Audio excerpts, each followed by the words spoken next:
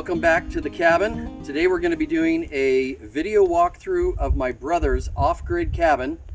You've probably seen our other videos of my off-grid cabin and my mom's off-grid cabin. And they're all within about 150 yards away from each other. So this is my brother Jeff. How you guys doing? And Jeff, show us around. All right, so this started with coming in with a tractor and graded this area. I picked it underneath the trees because I like the canopy, which after the fact, probably not the smartest idea. I had to come back and remove some trees. Had a couple holes punched in the ceiling from branches falling during snowfall. So picking the spot, I liked it because I've got a view of the ocean out here and a great sunset. But once again, I like the shade of the trees, and but I would have chose a little different in hindsight. But once I graded the pad here, I came in and poured the foundation, and then I had a shed company come in and build just this right here. Was a 20 by 24 foot shed. I put where the windows I wanted in the doors. I designed the floor layout ahead of time. So they built just the casing of it. I finished everything on the inside. Later I came back and added the wraparound porch by just pouring more concrete and extending it out. And then came back on a different phase and added the lean-to garage. That's the basic structure and of what I started and where I... Show us the solar setup. So solar's fairly easy. I had a small gap of window between the trees here to gather light. So I put two 100-watt panels back to back, and I only get sun for about 3-4 hours a day in this window, but I'm finding that's ample enough time on that to charge up the batteries. If you want to follow me, I'll show you what I got with the batteries. So as far as electrical, I've got the panels above me. I tried to run the shortest distance I could with the heavy lead. So I've got panels right above. They drop right back down to the my battery bank. For this, I went as cheap as I could, and what I found was Costco golf cart batteries, 89 bucks each, and I've got them. They're 6-volt deep cycle batteries, so I've got two linked together to make two 12 volts, and then link them together. This looks a little messy, but it made sense in my head. Basically, I've got an inverter. The whole cabin is wired for 12 volt. I do have some 120 volt if I need it with an inverter. I rarely use it. Everything else is ran off of 12 volt. So it comes in here to the controller, goes into the batteries. If I need that into the 120, it'll convert it. Otherwise, power just comes into here. I've got fuses running here. And everything inside the lights, the refrigerator, the water heater, everything inside is 12 volt. So let me take you inside and show you the rest of the cabin. So this is the front of our cabin. I kind of was going for more of a rustic, western, a little bit of a cowboy feel. To me, one of the most enjoyable parts was searching yard sales and antique places and scrounging up all the old stuff that just had the feel I wanted. Anything from an old wine barrel to wagon wheels. I took these old lanterns and wired a 12 volt wire with an LED light in them, and at night it lights up the porch here. The old railroad ones with the red give a nice ambient look. So that's kind of the feel I was going for with the cabin.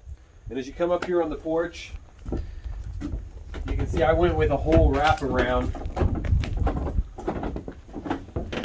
So even things like this old table was a part of a Liberty ship. It was a deck, covered the deck, the hold of a ship, and made a table out of that.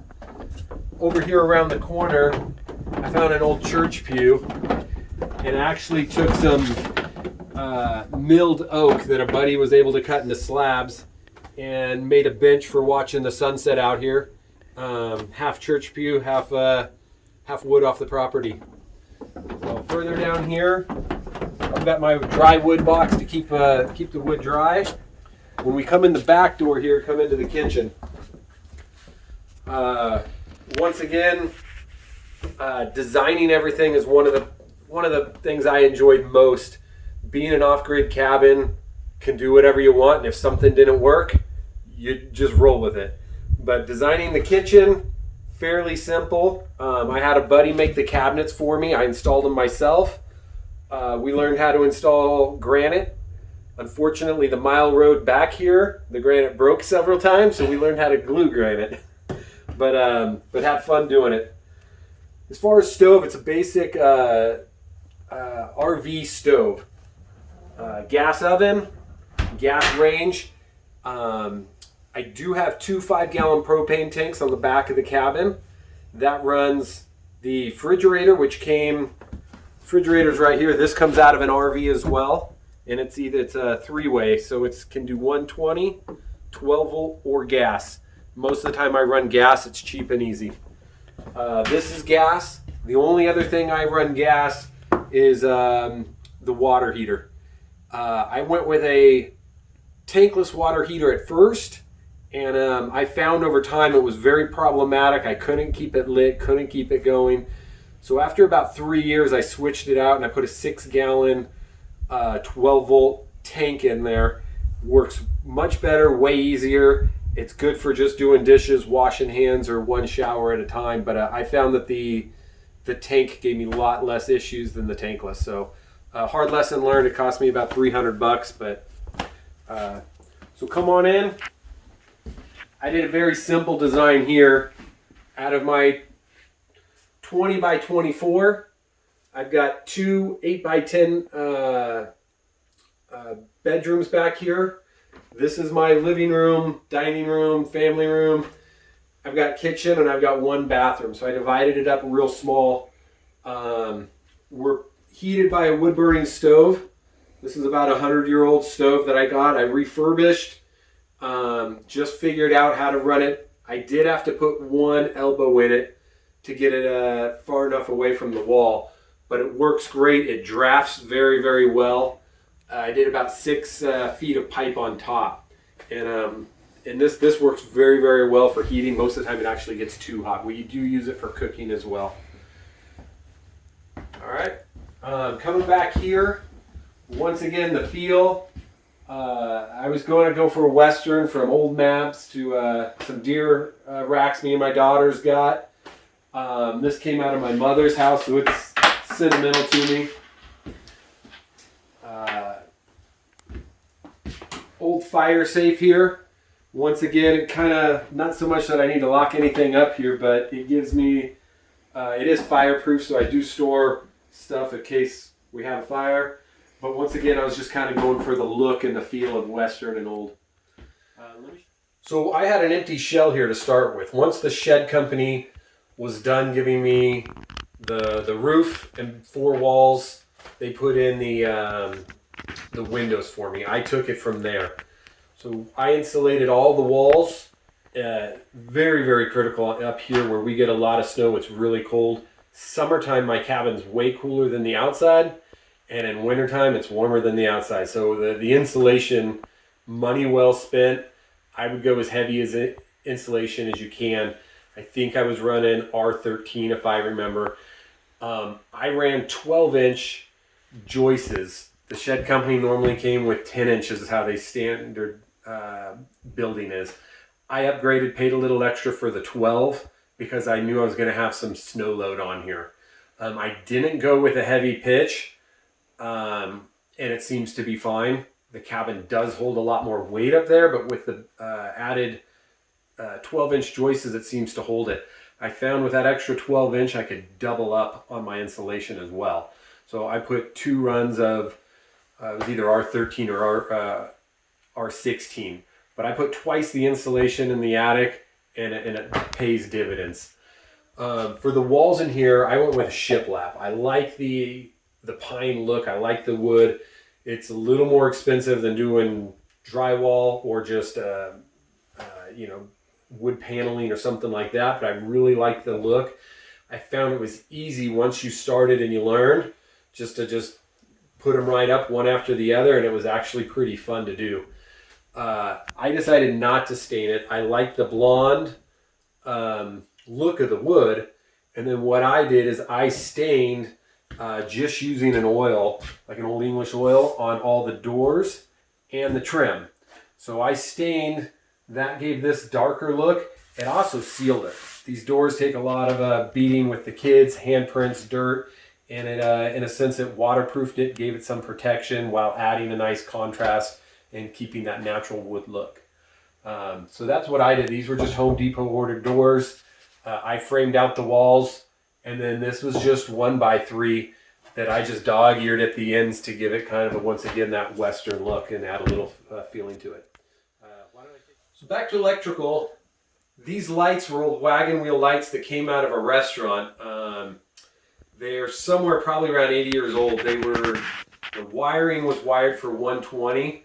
It was really obsolete. It was a cloth wrapped wire, and I was worried about fire and shorts. So I got them. I rewired them all for 12 volt, which is just basic, I think 14 gauge wire I think I used. But underneath here are just LED light bulbs. Very inexpensive. I think they pull, I think it was like 1.3 watts. So you can run a ton of these things and it pulls almost no energy off the battery. I still do manage electricity. I put switches on everything so I can turn these off and on individually. But I found that by and large I don't need it. With the battery setup I got and these LED lights, I did the math, I could leave them on for like 36 hours or something crazy. So that system seems to work very, very well, and I've never had my batteries depleted or run out of juice. Once again, as far as designing, I love doing things like this paper towel holder is something I enjoy. It's an old ice block hook. Found it at a garage sale and made a paper towel holder out of it. Little things like that is things just that add that personal feel to it. Back to electrical, very inexpensive and easy to install. But USB ports, I've got a voltage meter, and then we've got chargers set up all over. So we can hook up our Bluetooth speakers, we can charge our phones, my kids are plugging in their tablets. I've got these in every room by the beds, and brings a little bit of that modern to the off-grid cabin, and it's real inexpensive to do and easy to wire in, and it just adds a lot of usability. So let's take a look at the bathroom. So for a bathroom, given that trying to fit as much as I could into the cabin, still trying to make things feel roomy, I had a 5x6 foot area to work with here. I took a scrap piece of granite from a granite company and found as small of a Pullman as I could. So we've got a working sink, small ventilation windows. I did a very small shower. I bought it as a kit. I ordered it from Home Depot, and it works fine. And we've got a full-size flushing toilet. I was able to fit all of that into this 5x6 space. One thing that I found when I created this is that the bathroom was right in the center of the apex of the roof line. So I actually dropped the ceiling down. This was an afterthought. And I put storage up here. Just built a little door in there, put a ceiling on here. That's where I've got my water heater, is up there, and I'll show you from the outside where I've got that mounted. But basically just extra blankets, sleeping bags, cleaning supplies. Given that the cabin is so small, there's not a lot of storage here. So that's my main storage. It was a great bonus that I kind of figured after the fact. Bedrooms. First is my daughter's bedrooms. I went with double bunk beds, once again for storage. My original design is I was going to have two singles, but given the width of the room, the door didn't open, and I didn't realize that till after as well. So I readapted, found this on a Let Go type site, and it's double queen beds. The other great thing is when we got friends up or buddies or couples come up, you've got queen size beds. So we use this as a guest room and the kids room, and I recommend them. They work really, really well. The stairs up on the other side are storage for the kids and a small dresser, and it's enough to keep them both happy and cozy. Let me show you my room. So my room, I went very simple. One queen bed. Once again, for trying to keep the room as small as possible, everything in here to try to keep it feeling as big as possible. I just mounted a headboard to the wall. I just made it out of 2 pieces of wood. We stained it, and that's a headboard. I've got one old dresser that was my father's, and just some other simple decorations. Curtains I made out of actual painter's canvas drop cloths. I wanted something to give a look and a feel. My daughters and I took them, cut them in half, hand stitched them on a rod, and they work as really great curtains. They block out a lot of sunlight in the mornings when it's bright, and they were cheap. So let me go and show you the water, gas, and where I've got my water heater. So this is the back side of the cabin. I took this was a box, I believe it was from Korea, and it would hold, Army would hold letters, and it was a mobile desk. I kind of gutted the stuff outside, just put in 2 tanks in here, and I ran just copper piping. Right inside here is the kitchen, and my water heater's right there. So I ran as short as piping as I could from the fridge to the stove to the water heater. Both tanks on a splitter. I recommend 2 tanks.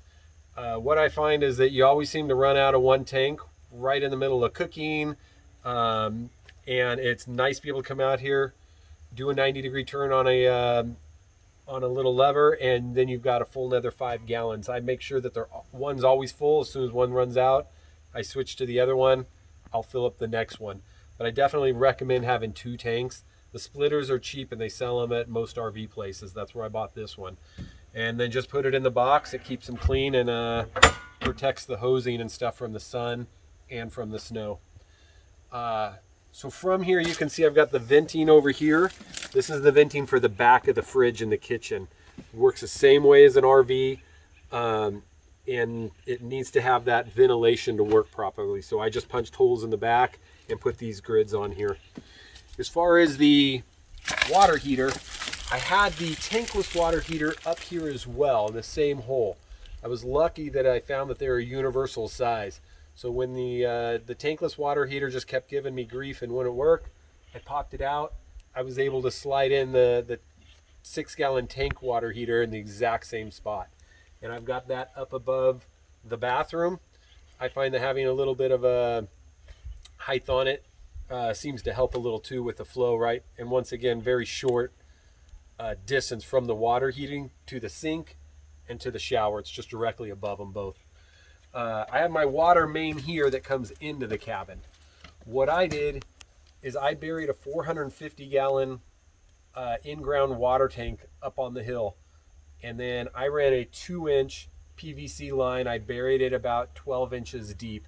We do get a lot of snow here, but it usually doesn't stick more than a week or 2, so I wasn't worried too much about freezing. But with the tank up there and the 2-inch line coming down, I do get a lot of head pressure coming out of here, which helps. I don't need to run a pump. I don't have an electrical pump. Everything is just gravity fed. I do have, a lot of times I put a filter out here just to filter the water. I don't drink the water here. We bring in well water from a neighbor a couple miles away for drinking. But just as an added precaution, I do filter it. But I find the filter freezes in the wintertime, cracks, and I lose my water. So I put in extra valves so I can shut down before and after the filter. And in the wintertime, I just run a garden hose in between. The garden hose flexes. It doesn't freeze here. It doesn't split. In the summertime, I switch it out and put the filter back in. As far as lessons learned, I graded this off of a hill. So where we're standing back here, I learned that the hillside, once I built the cabin, dirt was sloughing down. It was getting wet here. I had mud here, and the hill just kept coming. So I took railroad ties, cut back, put in railroad ties, gave myself 3 feet. And then what I did is I've just got standard pallets, and I just laid down pallets as a walk decking on this side. It does work pretty good. The drawback is they do break. You walk on them a lot anywhere there's a knot. So they do kind of wear out fairly quick. But the nice thing is when they break, I can pop one out, just put another pallet in its place, You can find them, behind grocery stores or behind your local contractor supply place. And that's all I do is I just grab them and put a new one in when I need one. I do have what we call the bunkhouse. Let me take you over there and show you the bunkhouse. All right, thanks for watching our off-grid cabin video walkthrough of my brother Jeff's cabin. Don't forget to like and subscribe to this video. We do have one more brother's cabin that we haven't done a video yet. And if you haven't seen our other cabin videos, make sure you watch those and subscribe to our channel. Thanks for watching. Thanks for watching, guys.